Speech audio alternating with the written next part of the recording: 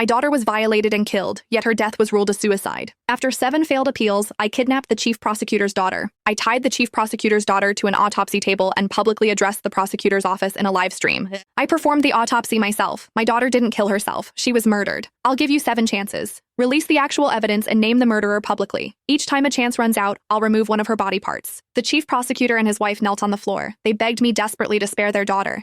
The evidence proves your daughter took her own life. Stop this madness now and let my daughter go. She's innocent.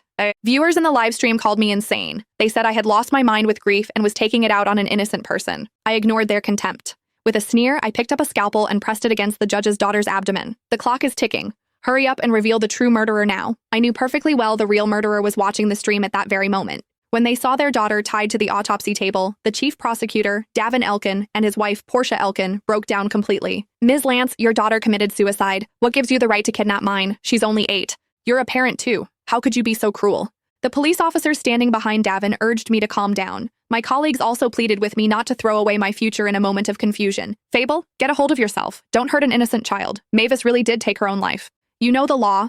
For your sake and everyone else's, don't throw everything away. If Mavis were watching, she would not want to see you like this. That's right, Mavis is still in the morgue. She's waiting for you to bring her home. Some viewers in the live stream chimed in to support them. Is she sick in the head? Her own daughter is gone, and she has the nerve to take it out on someone else? I heard she couldn't accept her daughter's suicide. All 7 appeals were rejected. It sounds like she's just taking revenge on Mr. Elkin. 7 failed appeals prove her daughter must have killed herself. Otherwise, they'd have found the real murderer by now. Her daughter committed suicide. Shouldn't she, as the mother, reflect on her own problems? They believed they were right. So did I.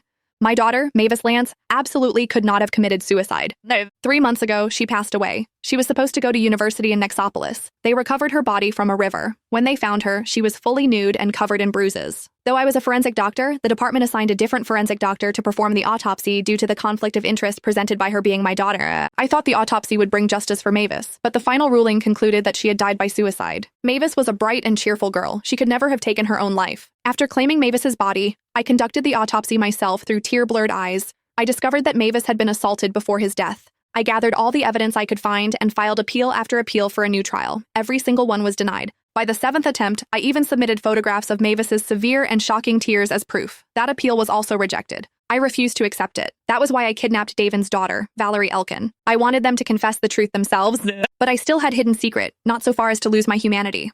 I twirled the autopsy scalpel in my hand as I approached Valerie. I've told you, Mavis did not take her own life. Mr. Elkin, I've given you the opportunity. Whether or not your daughter stays in one piece falls to you. After all, this could get very messy, very fast. I would always remember Davin's dismissive attitude when my 7th appeal was rejected.